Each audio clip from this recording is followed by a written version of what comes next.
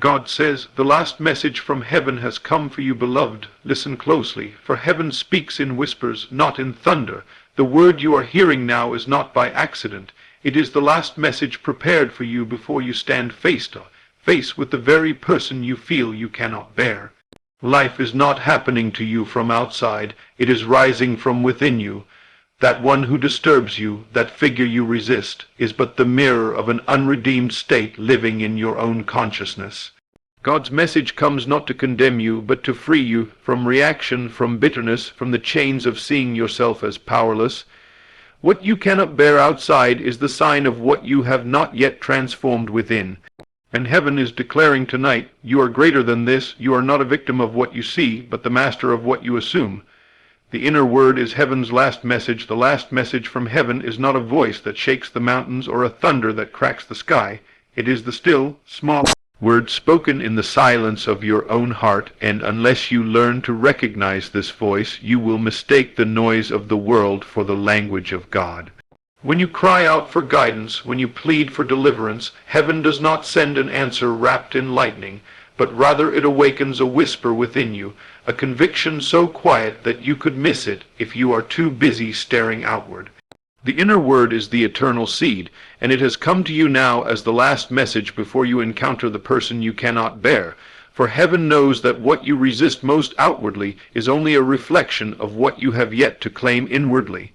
The voice of God does not speak of your weakness. It speaks of your hidden strength. It does not remind you of your limitations. It reminds you of your true nature, which is limitless. This inner word says, you are already what you seek. You need not strive to become it, only to accept it as true now. And yet how often do we ignore this message, thinking that help must come through others, through circumstances, through the turning of events in the world. But the world is not the sender, it is the mirror. Every condition outside is only echoing the state you are carrying within, and heaven's last message is a reminder that you have always been the sender, not the receiver of life's script. Consider this deeply. If God's final word to you is spoken inside, then the one you cannot bear outside is not there to destroy you, but to awaken you to the fact that you have given them power through your own assumptions. The unbearable figure is only unbearable because you see them through the eyes of the old self. Heaven whispers, change the vision, and the vision will change the world.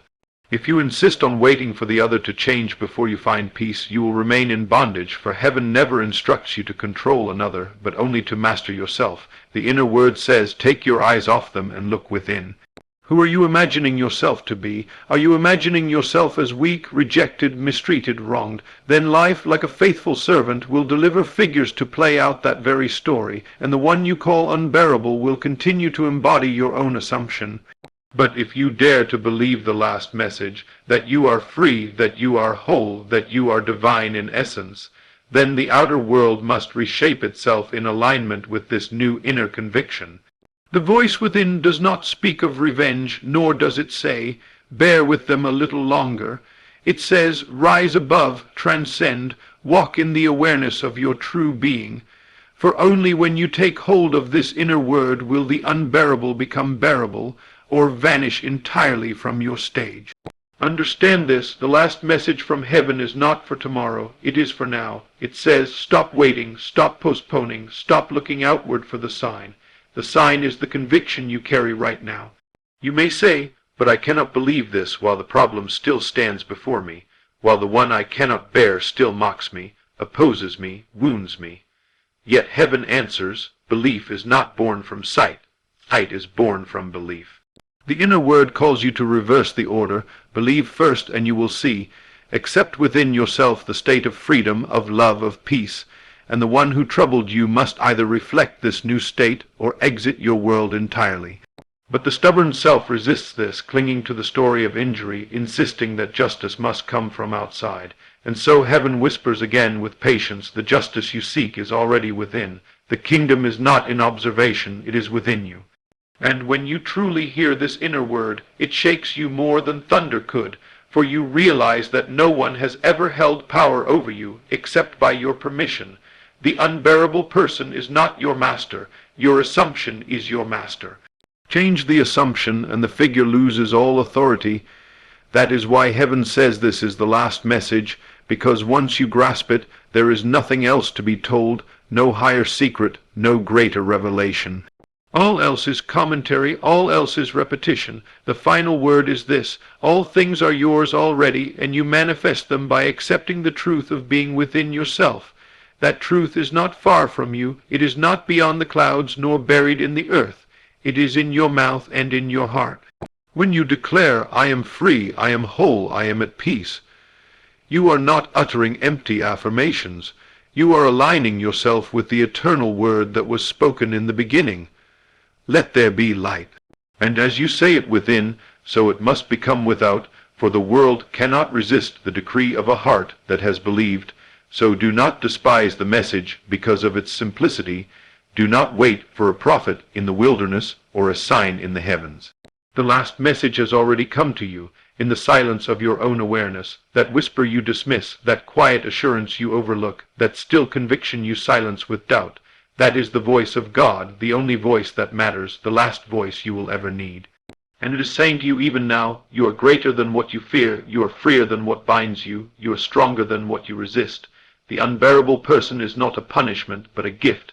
They press you to finally accept the truth within yourself. For when you embody the inner word, the reflection outside cannot help but obey. This is why the last message is the most urgent, because without it you will repeat the cycle endlessly, fighting shadows, resenting figures, condemning the mirror for what you have refused to transform within. But when you receive it, when you truly embrace it, the cycle breaks, the unbearable dissolves, and you stand in freedom at last. The word within you is heaven's final gift.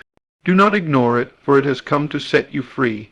The person you cannot bear is the mirror. The mystery of life is that what you see outside is never separate from what you carry within, and this is the stumbling stone for so many, for they cannot accept that the one they resist the most is not an enemy sent to destroy them, but a mirror sent to reveal them.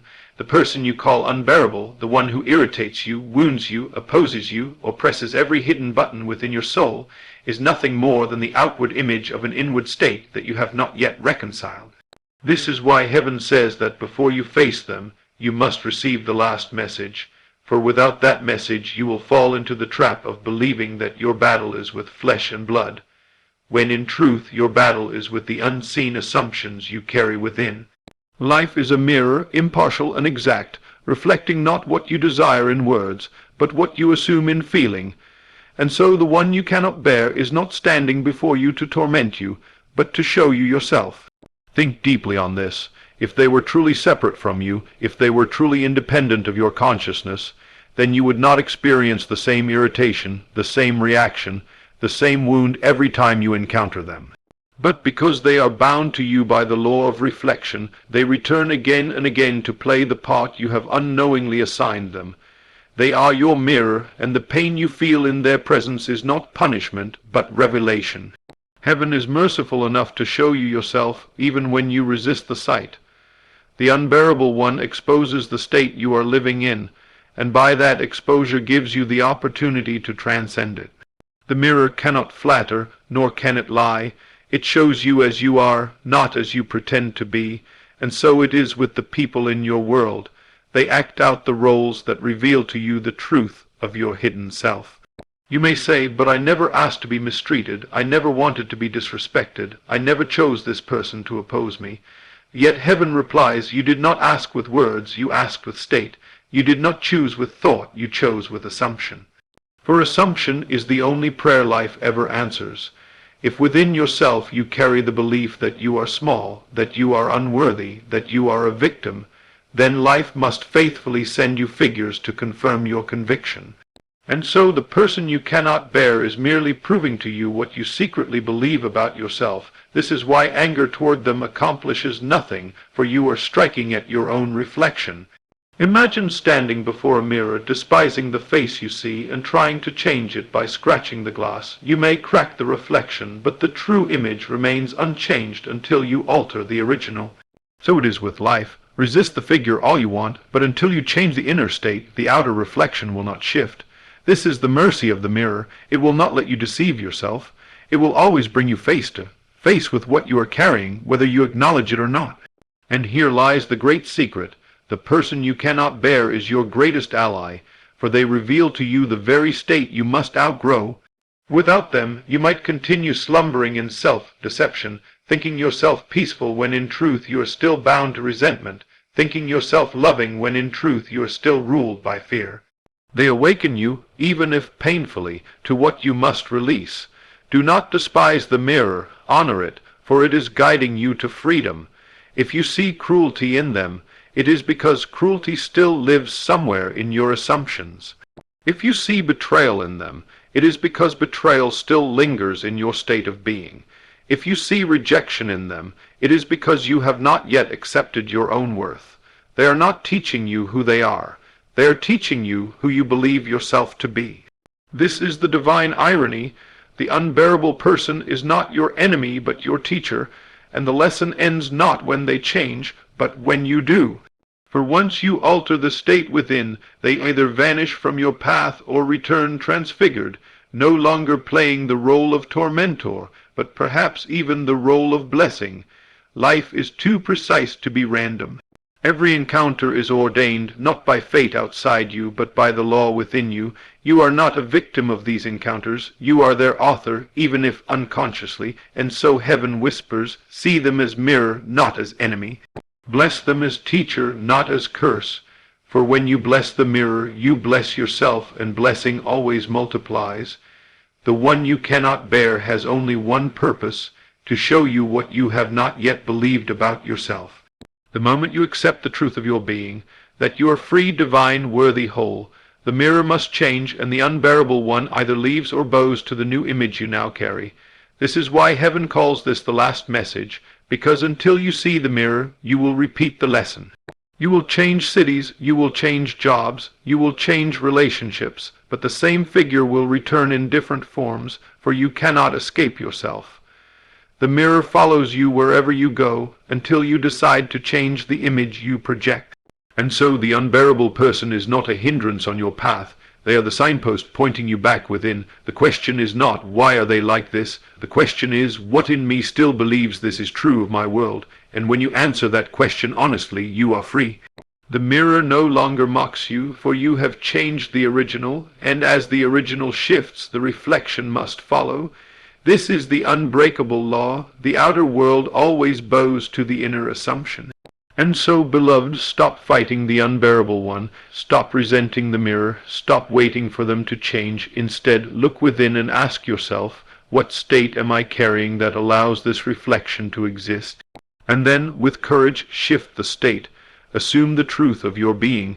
Declare within, I am free, I am whole, I am love itself. And as surely as dawn follows night, the reflection will change, for it has no choice. This is the power and mercy of the mirror. It can only reflect what you are, and when you finally see this, you will no longer fear the unbearable person, for you will know they are powerless apart from your assumption. You will bless them, even thank them, for revealing to you what needed to be healed. And then, as the healing takes root, you will find yourself surrounded by peace, not because the world suddenly became kind, but because you finally became aware of who you truly are. The person you could not bear will no longer exist in your world, not because they were destroyed, but because you awakened. And that is the true miracle. Creation responds to your assumption. Creation is not a wild storm blowing against you, nor a blind chaos that moves without order.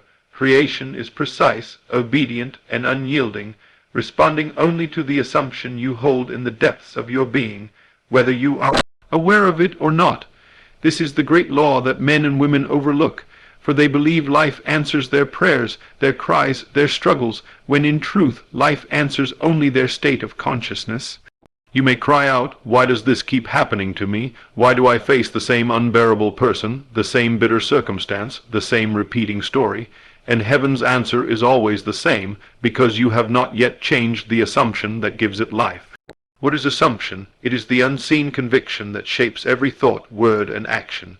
It is the silent agreement you make with yourself about who you are and what the world must be to you. It is not what you say with your lips, but what you accept as true with your heart. If you assume that you are weak, life will deliver weakness in every corner of your world. If you assume that you are unloved, Life will send you figures to confirm that belief again and again. If you assume that you are powerless, creation will echo your assumption by arranging circumstances that strip you of control.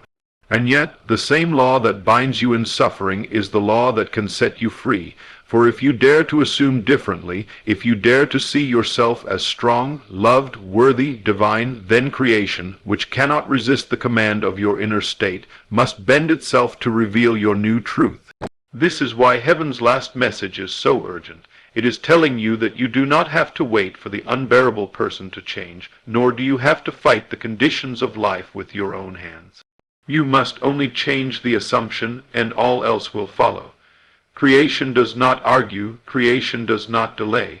It obeys the blueprint of your consciousness with unwavering fidelity. Think of it this way: the world is a stage, but you are not merely an actor upon it. You are the playwright, the director, and the author. Every scene, every figure, every circumstance is a line written by the assumption you hold within. The unbearable person in your story is not an intruder. They are a character given breath by your own script. And how does the script change? Not by yelling at the actor, not by despising the role, but by rewriting the lines at their source. When you assume a new state, you rewrite the scene, and the actors must follow suit. They may leave the stage, or they may play a different role, but they cannot resist the shift in the script. This is the hidden power you have been ignoring, that the world bends not to your effort, but to your assumption. And yet many resist this truth, saying, "But I cannot assume peace when all I see is conflict. I cannot assume love when all I feel is rejection. I cannot assume freedom when all I know is bondage." But heaven replies, you must believe before you see, for creation does not move from sight to assumption, but from assumption to sight. The order cannot be reversed. You cannot wait for the unbearable person to soften before you assume forgiveness. You must assume forgiveness, and then the unbearable one will either soften or disappear. You cannot wait for life to give you peace before you assume it. You must assume peace, and life will have no choice but to echo your conviction. This is the law, and it never fails. Look back at your life, and you will see it written plainly. Every recurring situation, every familiar struggle, every repeated encounter was born from an assumption you carried unconsciously. You lived from the state, and life reflected it faithfully. But the beauty of this law is that you can choose differently at any moment. You are never bound to your past, never trapped by yesterday's assumptions unless you decide to keep living in them. The moment you awaken to the fact that creation is responding to you, not against you, you hold the key to transformation. The unbearable person loses their power over you the instant you realize they are not dictating your state. You are dictating theirs. If you assume they are your enemy, they will play the role of enemy. If you assume they are powerless to harm you, they must bow to that truth. If you assume you are untouchable, divine, whole, then the mirror of life must reflect that image without fail. This is why creation is not your adversary but your servant. It does not decide, it obeys, it does not choose, it reflects, it does not create on its own, it only reveals what you have chosen to assume. And so the question heaven asks you tonight is not, what do you want, but what are you assuming? For you may desire peace but assume conflict, desire love but assume rejection, desire freedom but assume bondage. Desire alone is powerless. Assumption is the womb in which desire becomes flesh. And when you finally accept this, you will stop wrestling with shadows, stop blaming the unbearable person, stop cursing the world. You will turn inward where the true creation begins. You will say to yourself, I will no longer assume weakness. I will no longer assume rejection. I will no longer assume powerlessness. I will assume my rightful identity as the beloved, the strong, the free, the divine. And when you do, the whole stage of life must change. The unbearable person may vanish like a mist, or they may appear before you as though transfigured, no longer capable of playing the role that once tormented you. Why? Because creation has no life of its own. It is only a mirror, and the mirror cannot reflect an image you no longer carry. This is the promise of heaven's last message, that you need not wait another day, another hour, another moment.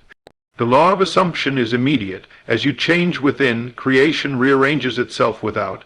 You may not see the full harvest in an instant, but the seed is planted the very moment you assume, and from that moment the outer world begins to bend toward your new state. Do not doubt this, for doubt is only the assumption of delay, and creation will echo it faithfully. Instead, stand firm in the conviction of who you truly are, and let creation do what it has always done, obey. The unbearable person is no longer a stumbling block when you see them for what they are, a sign of your past assumption, and when you change the assumption, they lose their power over you. This is the secret hidden from the ages yet revealed to you now, the key that unlocks every door, the law that governs every experience, the truth that sets you free. Creation is not your judge, it is your servant. It does not punish, it reflects. It does not deny, it delivers, and all it asks of you is this: assume the truth, live from the end, accept within yourself the reality you desire, and the world will bend to reveal it. That is the last message, and when you grasp it, there is nothing left to fear, for the unbearable has no place in a world where you assume only the best. Heaven's last message is always fulfilled in you. The last message from heaven is never about someone else, never about a figure outside of you, never about conditions beyond your reach. It is always about you, and it is always fulfilled in you, for the kingdom of heaven is not out there in the distance, but within your very being. So many spend their lives waiting for others to change, pleading for the unbearable person to be removed, praying for circumstances to shift, when all along heaven whispers that the only transformation needed is within, and once that inner change takes root, the outer must follow as faithfully as day follows night. The word that comes from heaven is not a prophecy of what others will become, but a revelation of who you are, and until you accept it, life will continue to send you reflections of your denial. This is why the unbearable one still stands before you, why the cycle seems unbroken, why the struggle feels endless. Because you are waiting for fulfillment outside when heaven has already spoken within. The law of life is this: nothing can manifest through you that has not first been accepted in you. Every word, every promise, every revelation must be fulfilled in you before it is seen without. Heaven says, you are the vessel, you are the field, you are the soil in which the eternal seed is planted, and the seed is never wasted. It is always seeking to fulfill itself in you. Yet how often do you reject the seed by clinging to old states, refusing to believe what heaven has declared? You say, but I do not feel worthy, I do not feel loved, I do not feel strong, I do not feel free. And heaven replies, you are looking in the wrong place. You are looking at feelings born from old states, rather than the word that births new states. The last message is not about how you feel, it is about who you truly are. And when you dare to receive that word, to accept it in the silence of your heart, it begins to take form in you and through you until the world cannot help but reflect it. For the world has no choice but to bear witness to what you have already received within. This is why the word is called living. It lives in you first, it grows in you, it blossoms in you, and only then does it appear without. Do not despise the process, for the seed may seem small, hidden, insignificant at first. You may say, but nothing has changed. I still see the unbearable person. I still face the same circumstance. But heaven answers, look not to the surface, for the seed has been planted, and in due season it will break through, and none shall prevent its harvest. The word cannot fail, because it is not dependent on them. It is dependent on you. And once you accept it, fulfillment is inevitable. Even the unbearable person becomes a servant of that fulfillment, for they will either be removed from your story or transformed into a witness of your change. Life is too exact to allow otherwise. Every figure, every scene, every circumstance is rearranged to make room for the fulfillment of the word within you. But here is the danger. If you continue to reject the word, if you continue to cling to the old image of yourself, then the cycle repeats. Heaven will not force you to accept, for love does not impose. The word waits patiently, knocking at the door of your awareness, saying, believe me, receive me, accept me, until you finally surrender and let it be fulfilled in you. And once you do, you wonder why you ever resisted, why you ever delayed, for the freedom it brings is greater than all you could imagine. The unbearable person loses their sting, the unbearable circumstance dissolves, not because they changed first, but because you allowed the word to be fulfilled in you. This is the secret hidden in plain sight. Heaven's message is never about them, it is always about you. The person you could not bear was not the obstacle, but the mirror showing you what part of the word you had not yet accepted. And when you finally accept, the mirror changes, for it has no life apart from you. Think of it like this. If you carry the assumption of weakness, life will send you mirrors of opposition to confirm it. But if you accept the word that you are strong, that you are divine, that you are more than a conqueror, then even the same figures will appear differently, playing new roles in the drama of your life. They cannot resist your new identity, for the law is unbreakable, the outer must yield to the inner. This is why heaven insists that the last message is always fulfilled in you, because if you wait for others, you will wait forever. The unbearable person is powerless to change until you change.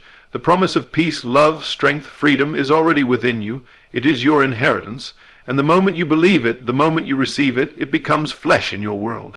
This is the meaning of fulfillment, the invisible word taking visible form, and when it happens, it feels as though the entire world has conspired in your favor, but in truth it was your own being responding faithfully to the word you finally accepted.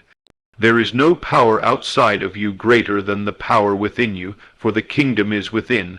And so, beloved, stop resisting, stop delaying, stop waiting for heaven to thunder once more. The last message has already been spoken. It is that you are free, you are whole, you are loved, you are divine, and nothing outside of you can change until you accept this truth within yourself. Once you do, the unbearable becomes bearable, the enemy becomes friend, the storm becomes calm, and the impossible becomes possible. Not because the world decided to favor you, but because you decided to believe what heaven had already declared. This is the eternal pattern, word, acceptance, fulfillment, and it never fails. You have the power now to receive it. You have the power now to let it be fulfilled in you. And once it is fulfilled in you, all of creation will testify to the glory of your transformation, for the outer world cannot resist the decree of a heart that has believed the word spoken within. The call to believe before seeing the last message from heaven has always been this: believe before you see, for if you wait for the evidence of your senses to confirm the truth of the word, you will wait endlessly, chasing shadows that can never satisfy.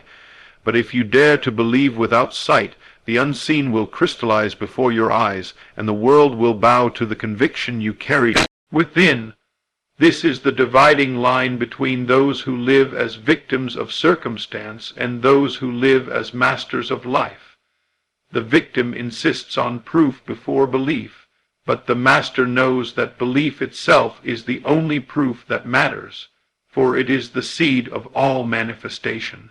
The unbearable person in your life, the one who wounds you, mocks you, resists you, or presses against your spirit, exists not to crush you, but to test whether you will cling to the evidence of the senses or to the unseen truth heaven has already whispered within you.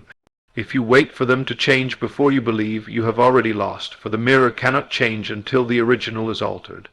The call is to reverse the order. Believe first, and then you will see. Faith is not blind. It is the highest form of sight, for it sees beyond appearances into the eternal truth that shapes appearances. Look at your life. Has it not always been this way? The things you feared came upon you because you believed in fear before they appeared. The betrayals, the rejections, the struggles, all of them were believed in before they showed up, even if unconsciously.